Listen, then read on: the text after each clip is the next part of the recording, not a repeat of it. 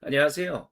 일에 대한 그리스도교 관점을 함께 소개하고 나누는 파이미니스트리 코포스 연구소 기본과정 일의 신학입니다. 두 번째 강의 제목은 한국인은 어떤 일의 이야기 안에서 살아왔는가입니다. 이번 강의에서는 우리는 특별히 20세기, 21세기 한국 사회를 살펴보려고 합니다. 한국인은 어떤 생존과 성장, 희생과 성공의 이야기를 살아왔는지, 그리고 한국 교회는 이 이야기를 어떻게 복음 안에서 다시 읽을 수 있는지 함께 살펴보겠습니다. 오늘과 다음 주에 다루는 이 주제와 관련해서 우리가 먼저 생각해야 할 것은 일은 단순히 직업이나 경제 활동만을 뜻하지 않는다는 점입니다. 물론 일은 돈을 버는 활동입니다.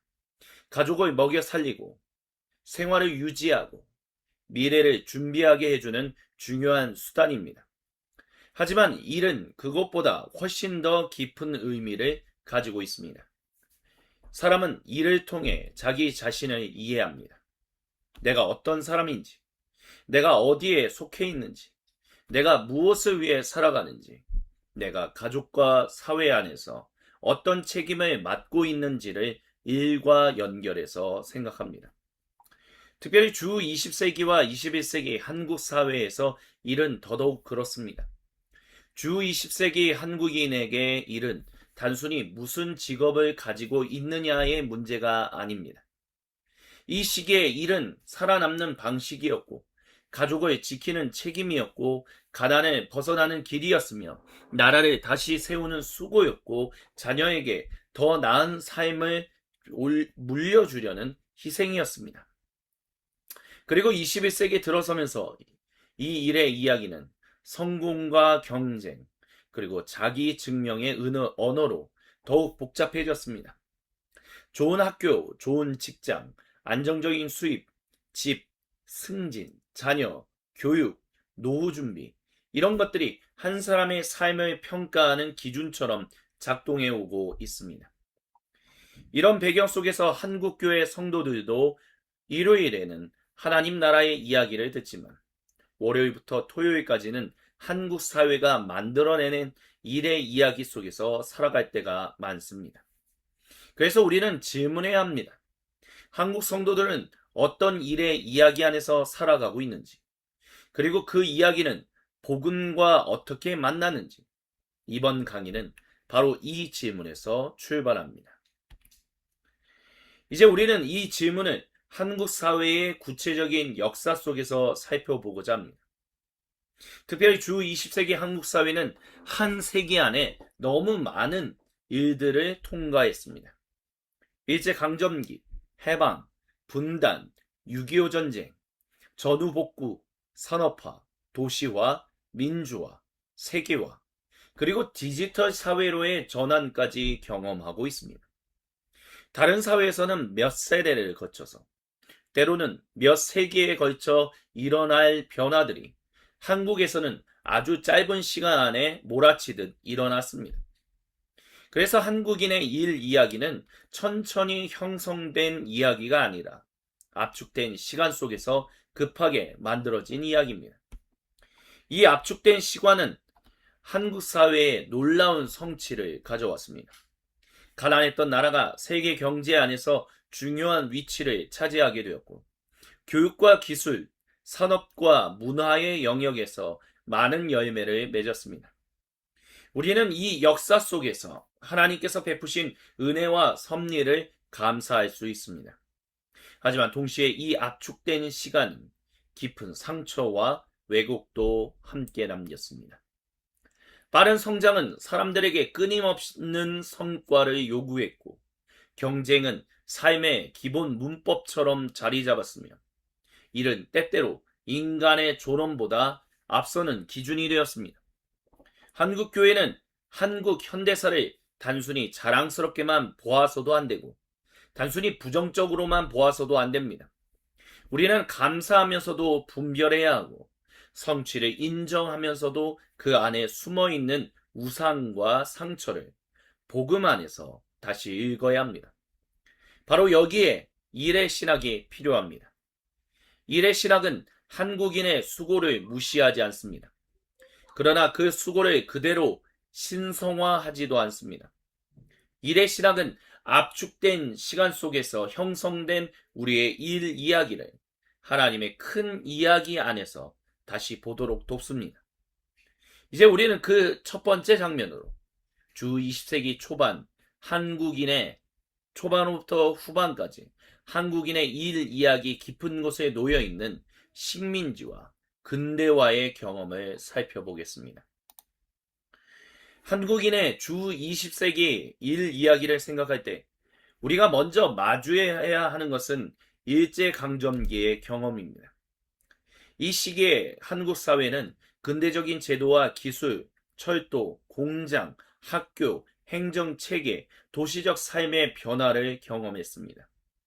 그러나 이 변화는 한국인이 스스로 자기 삶과 공동체의 미래를 설계하여 받아들인 변화가 아니었습니다. 그것은 식민지 지배 아래에서 강제로 밀려온 근대화였습니다. 그래서 이 시기의 일은 단순히 새로운 직업이 생기고 새로운 산업이 생기고 새로운 제도가 만들어진 이야기만이 아닙니다. 그것은 동시에 땅을 빼앗기고 노동력을 동원당하고 언어와 이름과 정체성을 압박받고 제국의 필요에 따라 사람의 삶이 재배치되었던 이야기입니다.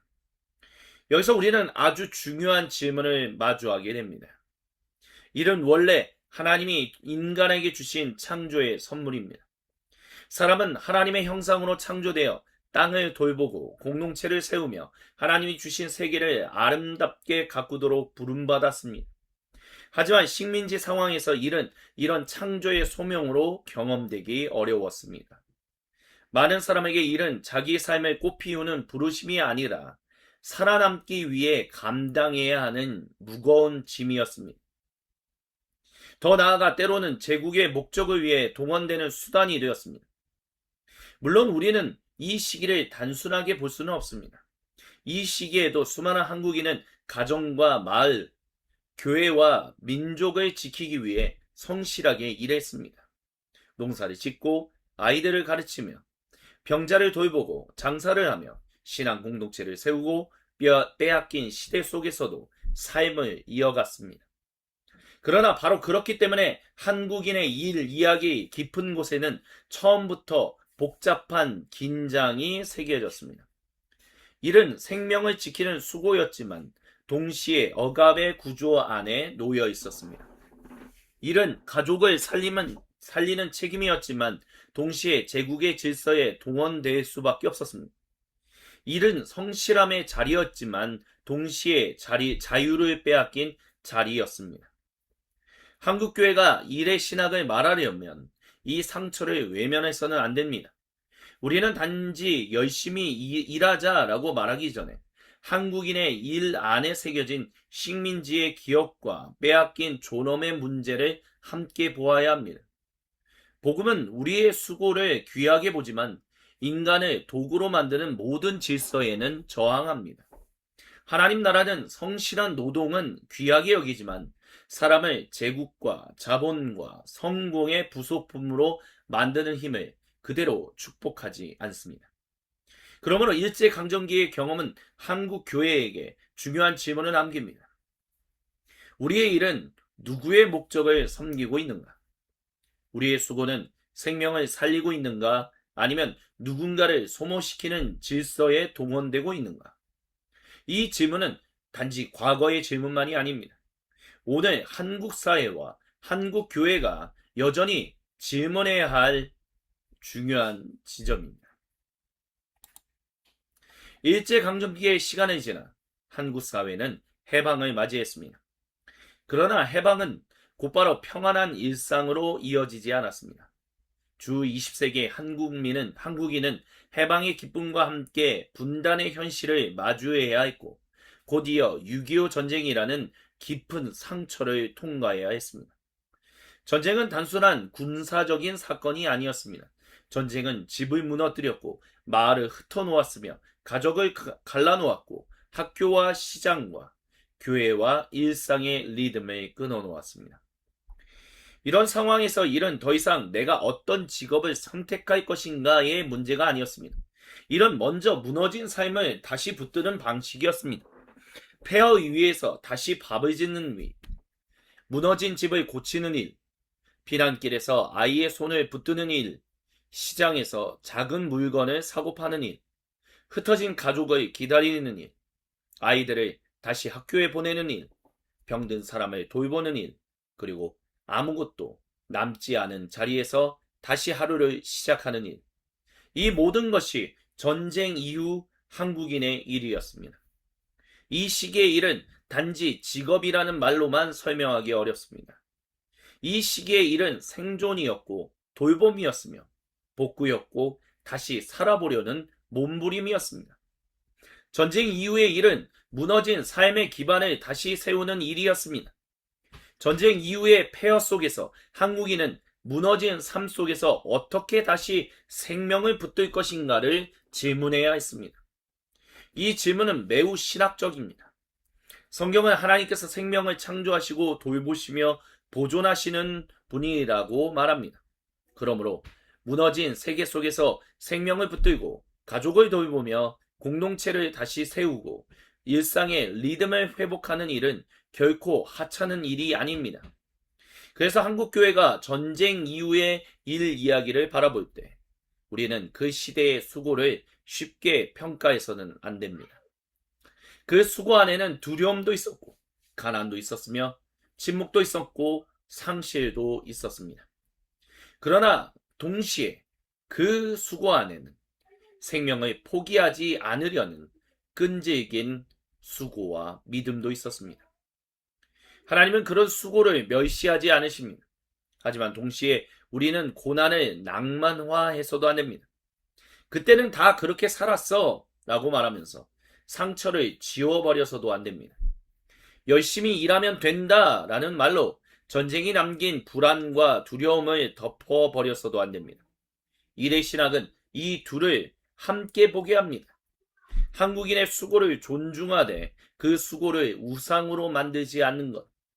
생존의 노동을 귀하게 보되 생존만이 삶의 전부가 되지 않도록 복음 안에서 다시 해석하는 것.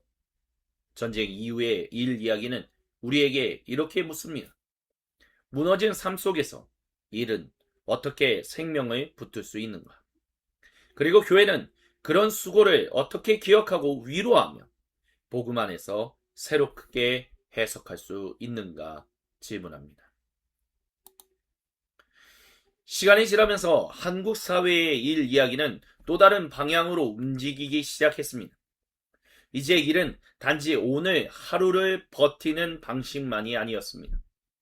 일은 가난을 벗어나는 길이 되었고 가족을 일으켜 세우는 방법이 되었으며 나라를 다시 세우는 국가적인 과제가 되었습니다. 특별히 주 1960년대 이후 한국 사회는 경제개발 5개년 계획과 수출 주도 공업화의 흐름으로 들어갔습니다. 정부는 산업 정책을 통해 경제 성장을 강하게 추진했고 1970년대에는 중화학 공업 육성이 본격화되었습니다. 우리 역사 넷에서는 제3차 경제개발 5개년 계획에서 수출 증대와 중화학 공업 건설이 중요한 목표로 제시되었고 1973년 정부가 철강, 비철 금속, 기계, 조선, 그리고 석유화학 등 6개 중화학 공업을 집중 육성하는 정책을 구체화했다고 설명합니다. 한국민족문화대백과도 1973년 중화공업 육성 계획이 고 박정희 정부의 중화공업화 선언에 따라 추진되었고 전략 업종을 집중적으로 발전시키는 계획이었다고 정리합니다. 이 시기 한국인의 일은 점점 더 거대한 국가적인 이야기 안으로 들어갔습니다. 공장에서 일하는 노동자의 손, 건설 현장의 땀, 수출품을 만드는 여성 노동자들의 밤샘 노동, 중동 건설 현장으로 떠난 가장들의 수고, 농촌을 떠나 도시로 온 청년들의 삶, 새벽부터 밤늦게까지 일하던 상인과 자영업자들의 하루가 모두 나라를 일으키는 일이라는 이야기와 연결되었습니다. 이 시기 한국 사회가 이룬 성취는 결코 작지 않습니다. 전쟁의 폐허와 가난을 지나 한국은 산업과 기술, 교육과 수출을 통해 세계 경제 안에서 중요한 위치를 차지하게 되었습니다. 국가기록원 자료도 고도 성장기의 공업화가 정부 산업정책에 영향을 크게 받았고 중화학공업 육성 정책이 대표적 산업정책이었다고 설명합니다. 그러므로 한국교회는 이 역사 속에서 하나님의 은혜와 섭리를 감사할 수 있습니다. 가난 속에서도 포기하지 않고 일한 수많은 사람들의 성실함, 가족을 살리려는 책임감, 다음 세대에게 다른 미래를 물려주려는 희생을 가볍게 여겨서는 안 됩니다. 그러나 동시에 우리는 이 성장을 그대로 신성화해서도 안 됩니다. 왜냐하면 이 시기의 일은 많은 열매를 맺었지만 동시에 깊은 질문도 남겼기 때문입니다. 대표적인 질문이 성장은 누구를 위한 성장이었는가입니다. 효율과 생산성의 이름으로 어떤 사람들의 몸과 시간이 소모되지는 않았는지, 국가의 꿈이 커지는 동안 개인의 삶과 쉼, 그리고 존엄은 충분히 보호되었는지, 가난을 벗어나려는 좋은 열망은 언제부터 성공과 성과의 우상이 되었는지, 여기서 우리 일의 신학은 우리에게 균형 잡힌 눈을 요구합니다. 성경은 일을 무시하지 않습니다. 일은 하나님이 창조하신 세상을 돌보고 공동체를 세우며 이웃을 섬기고 인간의 재능과 책임을 펼치는 자리입니다. 폴 스티븐스 교수의 일의 신학에서도 일은 인간 삶의 중심부에 속하며 신학은 삶의 구체적인 활동과 분리될 수 없다고 설명합니다. 하지만 성경은 일과 성장을 절대화하지도 않습니다. 타락한 세상 속에서 일은 쉽게 우상이 될 수 있고 인간을 소모시키는 질서가 될 수 있으며 경제 체제와 조직은 탐욕과 경쟁 그리고 착취의 구조로 왜곡될 수 있습니다. 폴 스티븐스의 그 타락과 또한 동시에 이 일과 관련한 그 이야기에서도 일과 삶의 현장이 좌절, 무의미, 소외, 경쟁, 그리고 억압의 자리로 변형될 수 있다라고 지적합니다. 산업화의 시대를 일의 신학으로 본다는 것은 단순히 그때는 다들 열심히 일했다라고 말하는 것이 아닙니다. 또 단순히 그 시대는 잘못됐다라고 말하는 것도 아닙니다. 우리는 이 시대를 감사하면서도 분별해야 합니다. 성취를 인정하면서도 상처를 보아야 합니다. 수고를 존중하면서도 그 수고를 우상으로 만들지 말아야 합니다. 이 시기 한국인들의 일은 한편으로 가난을 벗어나게 한 은혜의 통로였습니다. 그러나 다른 한편으로 성장 자체가 삶의 목적처럼 여겨지게 만든 위험한 이야기이기도 했습니다. 우리는 이 질문을 붙들어야 합니다. 성장은 무엇을 위해 필요한가?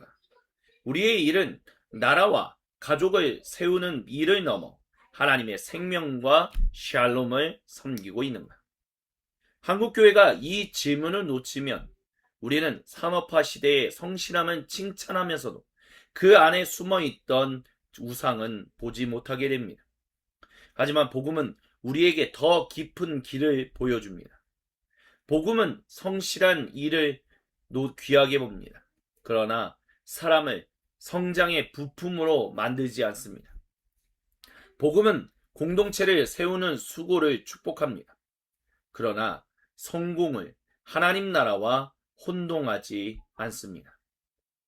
산업화의 시대는 한국 교회에게 감사의 기약이면서 동시에 분별의 과제입니다.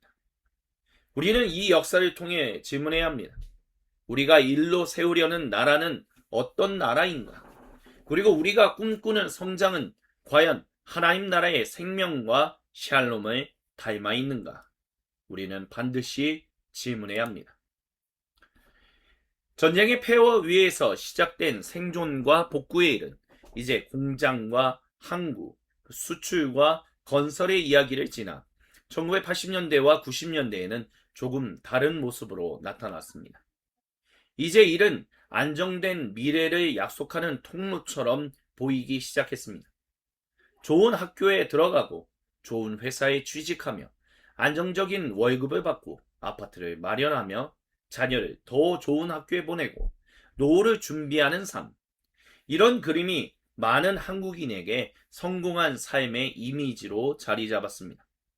특별히 이 시기에 평생 직장이라는 말은 매우 강력한 약속처럼 들렸습니다. 한 회사에 들어가 열심히 일하고 조직에 충성하고 가정을 책임지며 시간이 지나면 어느 정도 안정된 삶을 누릴 수 있다는 기대가 있었습니다. 물론 모든 사람이 그런 삶을 누린 것은 아니었습니다. 그러나 사회 전체의 상상력 안에서 일은 점점 더 안정, 상승, 그리고 성공의 언어와 연결되었습니다. 한국교회도 이 시대의 흐름과 무관하지 않습니다. 한국교회 역시 주 1980년대와 90년대에 매우 괄목할 만한 성장을 경험했습니다. 통계청 인구주택 총조사에 근거한 보도에 따르면 1995년 기준 개신교 인구는 약 876만 명, 총 인구의 19.7%로 조사되었고 1985년부터 10년 동안 약 35% 성장한 것으로 나타났습니다. 교회 수와 교인 수의 증가도 매우 두드러졌습니다. 한국종교사회연구소의 통계를 소개한 자료에 따르면 한국의 교회 수는 1950년에 3114개에서 1990년 3519개로 크게 성장했고 1960년대 약 150만 명으로 언급되던 한국교회 성도수는 1980년대 이후 700만 명 이상으로 증가했다는 여러 통계가 제시되었습니다. 이런 시대 속에서 교회 안에는 부흥, 성장, 헌신, 동원, 프로그램, 대형화의 언어가 강하게 자리 잡았습니다.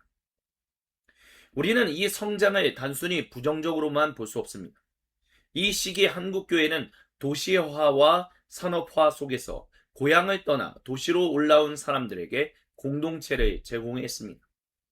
낯선 도시에서 외롭게 살아가던 사람들에게 교회는 새로운 가족이 되었고 예배와 기도회 그리고 소그룹은 삶을 붙드는 중요한 리듬이 되었습니다. 많은 성도들은 진심으로 헌신했고 많은 교회는 복음 전도와 구제 그리고 교육과 선교에 힘썼습니다. 그러나 동시에 우리는 아주 조심스럽게 질문해야 합니다.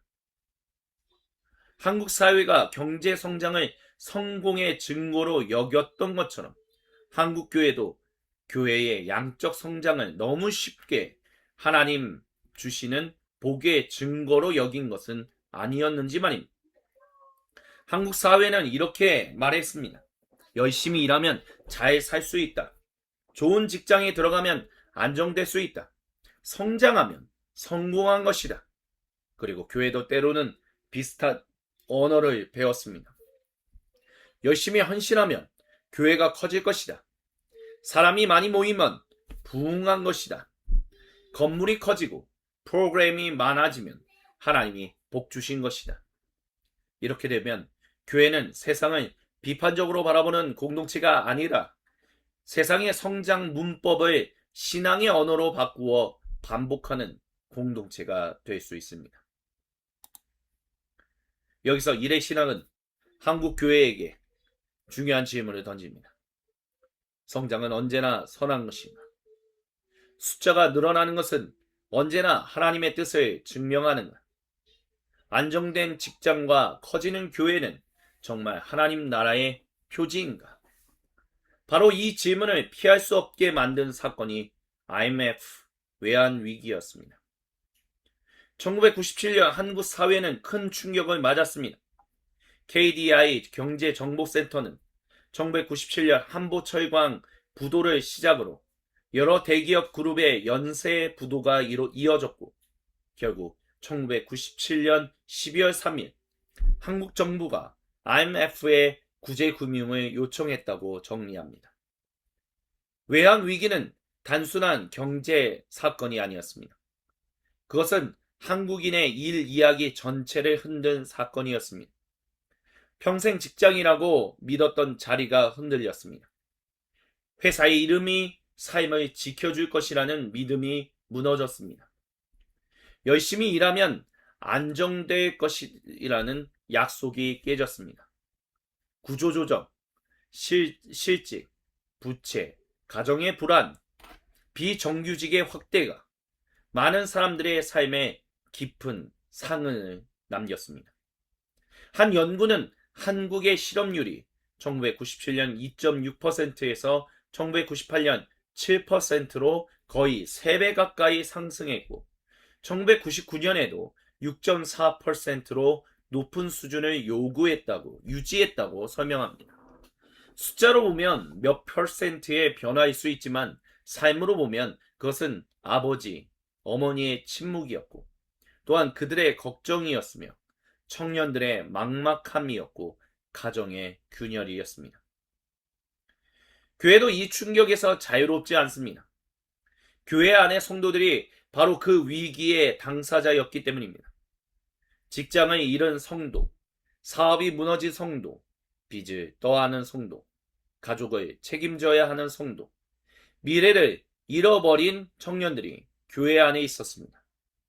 그리고 이때 한국교회도 자기 자신을 돌아보아야만 했습니다. 혹시 너무 성장을 부흥이라고 얘기하지는 않았는지, 우리는 성공을 어떻게 설교해 왔는지, 안정된 삶을 하나님의 복과 너무 쉽게 동일시하지는 않았는지, 우리는 교회의 숫자와 규모를 하나님 나라의 열매와 혼동하지 않았는지, IMF 외환 위기가 한국교회의 모든 문제를 만든 것은 당연히 아니었습니다. 그러나 그 위기는 한국 사회와 한국교회가 함께 붙들고 있던 성장과 안정의 신화를 흔들어 놓았습니다. 성장은 좋은 것입니다. 그러나 성장 자체가 하나님은 아닙니다. 안정은 감사한 것입니다. 그러나 안정 자체가 죄송합니다. 한국 사회는 그 위기 앞에서 주저앉아 있지만은 않았습니다. 많은 사람들은 다시 일어서기 위해 애썼고 국가와 기업, 가정과 개인은 각자의 자리에서 고통스러운 시간을 통과했습니다. 그 상징적인 장면 가운데 하나가 금모으기 운동이었습니다. 1998년 1월부터 4월까지 진행된 금모으기 운동은 외환 위기에서 벗어나기 위해 국민들이 가진 금을 모아 외채 상환에 보탰습니다. 사람들은 결혼반지, 돌반지, 오래 간직해온 가족의 물건들을 내놓았습니다. 그 장면 안에는 분명히 귀한 것이 있습니다. 위기 앞에서 함께 버티려는 마음, 공동체를 위해 자기 것을 스스로 내놓는 희생, 나라가 무너지면 가정도 안전할 수 없다는 절박함, 그리고 다시 일어서려는 강한 의지. 한국은 비교적 빠르게 위기를 벗어났습니다. 국가기록원은 외환 위기 당시 39억 달러까지 떨어졌던 외환 보유액이 1998년 말 520억 달러로 증가했고 2001년 8월 23일 IMF 차입금 전액을 조기 상환했다고 설명합니다. IMF도 2002년 한국 보고에서 2001년 8월에 조기 상환이 1997년 위기 이후 한국이 이룬 성취를 상징한다고 평가했습니다. IMF 극복의 이야기는 한국 사회 안에서 자랑스러운 기억으로 남았습니다. 하지만 여기서 이대 신학은 한 가지 중요한 것을 질문합니다. 우리가 이 위기를 어떻게 극복했는가? 그리고 그 극복의 과정에서 누가 가장 큰 대가를 치렀는가? IMF 극복을 단순히 한국인은 대단하다라는 성공담으로만 말해서는 안 될 것입니다. 충분하지 않습니다. 먼저 감사해야 합니다. 위기 속에서 서로를 위해 희생한 사람들의 수고를 기억해야 합니다. 하지만 동시에 분별해야 합니다. 국가와 기업의 회복을 말하면서 노동자와 가정의 상처를 너무 빨리 잊어버린 것은 아닌지 질문해야 합니다. 한국교회도 이 질문 앞에 서야 합니다. IMF 극복의 서사는 우리에게 양면적인 기억입니다. 한편으로는 함께 위기를 견뎌낸 자랑스러운 기억입니다. 하지만 또 다른 한편으로는 그 위기 속에서 누가 보이지 않는 대가를 치렀는지를 다시 묻게 하는 기억입니다. 복음은 위기를 이겨낸 수고를 귀하게 봅니다. 그러나 복음은 그 수고를 또 다른 우상으로 만들지 않습니다. 복음은 공동체적인 희생을 존중합니다. 그러나 복음은 그 희생을 당연한 것으로 강요하지 않습니다.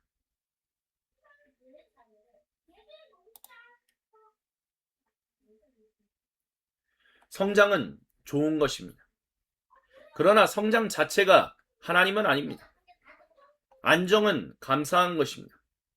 그러나 안정 자체가 복음은 아닙니다. 교회가 커지는 것은 감사할 수 있는 일입니다.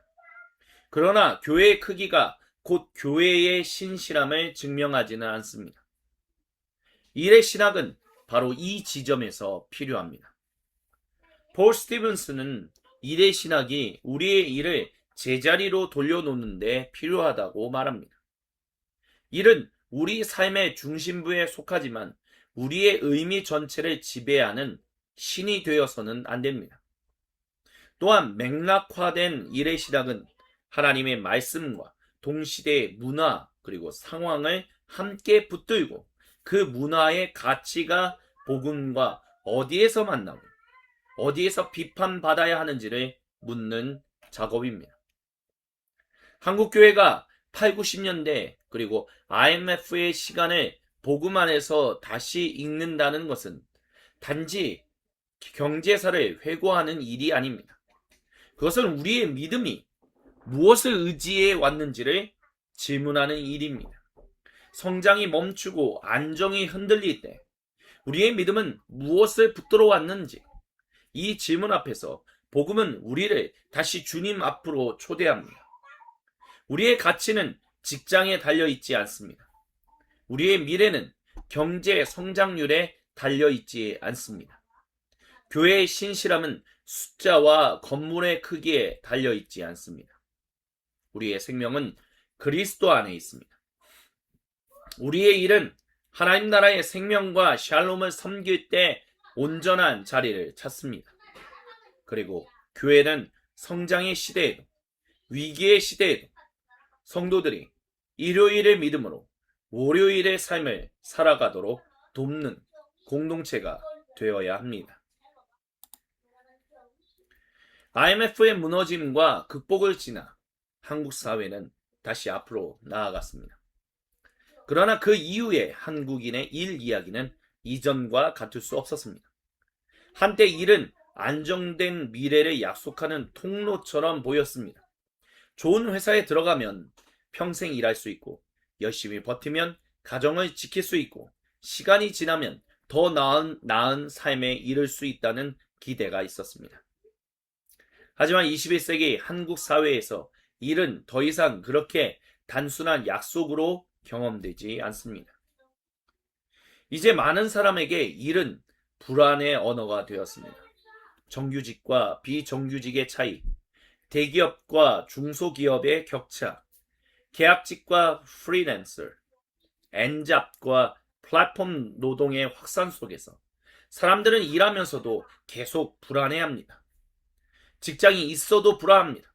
직장이 없어도 불안합니다. 성공해도 불안하고 실패하면 더 불안합니다. 일은 점점 더 자기 증명의 무대가 됩니다. 더 많은 스펙을 쌓아야 하고 더 빠르게 적응해야 하며 더 좋은 성과를 내야 하고 더 오래 버텨야 하며 끊임없이 나는 아직 쓸모있는 사람입니다 라고 증명해야 하는 자리처럼 느껴집니다. 이 변화는 청년 세대에게 특히 깊게 다가옵니다. 취업 준비, 자격증, 인턴, 어학 점수, 포트폴리오, 자기소개서, 면접. 삶은 아직 본격적으로 시작되지도 않았는데 이미 평가받고 있는 느낌을 받습니다. 일을 시작한 뒤에도 자유롭지 않습니다. 성과 평가, 조직 개편, 계약 연장, 승진 경쟁, 이직 준비, 자기 개발. 일은 삶을 세우는 자리가 아니라 때로는 나를 계속 증명해야 하는 시험장처럼 됩니다. 여기에 21세기 한국 사회에 또 다른 변화가 있습니다. 중요한 변화입니다. 바로 인터넷과 플랫폼, 그리고 인공지능이 일을 빠르게 바꾸고 있다는 점입니다. 이제 일은 더 이상 회사 건물 안에서만 이루어지지 않습니다. 앱을 통해 일이 배정되고 온라인 평점이 생계를 좌우하고 알고리즘이 노동의 속도와 방식을 정합니다. 인공지능은 단순 반복 업무만이 아닌 사무직, 지식노동, 창작과 교육의 영역까지 흔들고 있습니다. 플랫폼은 자유를 약속합니다. 하지만 그 자유는 때로 보호 없는 불안정으로 바뀝니다. 사람은 이제 회사의 상사만이 아닌 고객의 별점과 플랫폼의 알고리즘과 시장의 속도 앞에서 계속 자신을 증명해야 합니다. 그래서 21세기의 일은 더욱 더 유연해졌지만 동시에 더 경계가 없어졌습니다.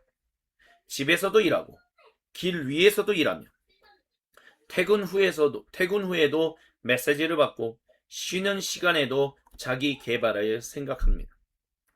그리고 인공지능 시대에는 이런 질문까지 마음속에 들어옵니다.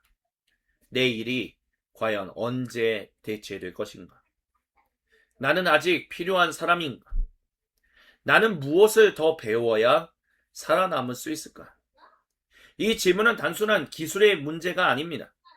인간의 가치가 무엇에 달려 있는지를 질문하는 신학적인 물음입니다. 사람은 더 빠르고 효율적인 도구가 되기 위해 존재하고 있는 것처럼 보입니다.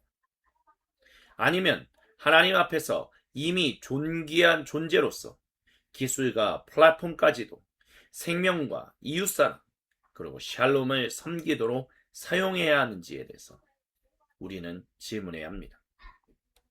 우리는 젠더와 돌봄의 문제도 함께 보아야 합니다. 한국 사회에서 여성은 여전히 경력과 출산, 육아와 돌봄 사이에서 큰 비용을 치르는 경우가 많습니다. 반대로 남성은 여전히 가족을 책임져야 한다는 생계 부양자의 압박을 강하게 받습니다. 그래서 젠더 갈등은 단순히 남성과 여성이 서로 싸운다는 문제가 아닙니다. 그 밑에는 더 깊은 질문이 있습니다. 누가 돈 버는 일을 하는가? 누가 돌봄의 일을 감당하는가? 누가 경력을 포기하는가? 여기서 일의 신학은 아주 중요한 통찰을 우리에게 줍니다. 일은 월급을 받는 직업만이 아닙니다. 가사를 돌보는 일, 아이를 키우는 일, 병든 가족을 돌보는 일, 노인을 섬기는 일, 관계를 지키는 일도 모두 삶을 세우는 수고입니다.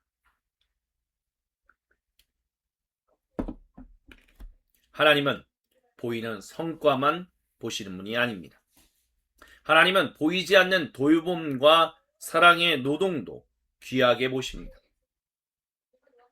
또 하나 우리가 보아야 할 것은 보이지 않는 노동입니다. 도시가 편리하게 움직이기 위해 누군가는 새벽에 청소를 합니다. 누군가는 물류센터에서 밤새 일을 합니다. 누군가는 배달하고 누군가는 돌봅니다. 누군가는 공장과 노동과 건설 현장에서 일합니다. 그리고 많은 경우 그 일은 우리의 시야 밖에 있습니다. 우리의 편안한 삶은 누군가의 보이지 않는 수고 위에 놓여 있을 때가 많습니다. 이렇게 21세기 한국 사회의 일 이야기는 단순하지 않습니다. 이 모든 현실은 교회 안의 성도들에게도 그대로 들어옵니다. 성도들은 일요일에 하나님의 은혜를 받습니다. 하지만 월요일이 되면 다시 평가의 언어 속으로 들어갑니다. 여기서 일의 시작은 우리에게 말합니다. 일은 우리의 가치를 증명하는 무대가 아니라고요. 오히려 일은 하나님 앞에서 이미 존귀한 사람이 세상 속에서 이웃을 섬기고 창조세계를 돌보는 자리라고 말합니다. 복음은 우리를 게으르게 만들지 않습니다. 오히려 복음은 우리를 두려움에서 해방시켜서 더 자유롭게 일하게 합니다. 우리는 사랑받는 사람으로만 우리는 사랑받는 사람으로 일하는 사람입니다. 우리는 하나님 나라의 생명과 샬롬을 섬기기 위해 일하는 사람입니다. 한국교회는 이 시대의 성도들에게 단지 더 열심히 해라 라고 말하는 공동체가 되어서는 안 됩니다. 교회는 성도들이 겪는 불안정, 노동, 자기증명, 플랫폼과 인공지능의 변화, 젠더와 돌봄의 부담, 보이지 않는 노동의 현실을 함께 살필 수 있어야 합니다. 지금까지 우리는 21세기 한국인의 일 이야기를 함께 살펴보았습니다. 한국 성도들도 바로 그 사회 안에서 살아갑니다. 한국 성도는 늘 두 이야기를 함께 듣고 살아갑니다. 일요일에는 은혜를 받죠.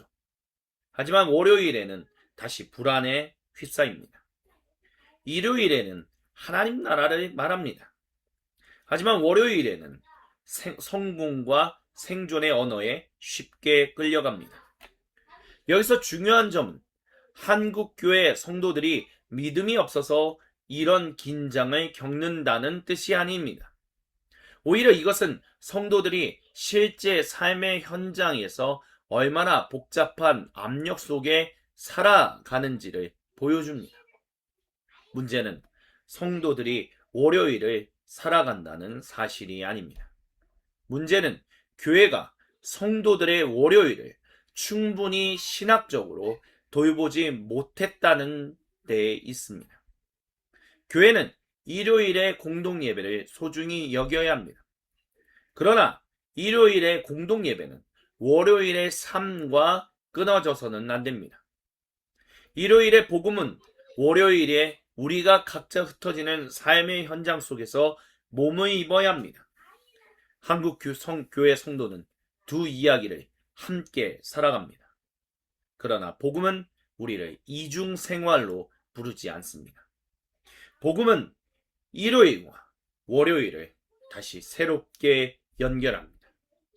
일요일에 받은 하나님의 은혜가 월요일의 언어가 되고 예배에서 고백한 하나님 나라가 삶의 현장에서 드러나게 하며 그리스도 안에서 받은 정체성이 우리의 일과 수고 그리고 돌봄을 새롭게 빚어가게 합니다.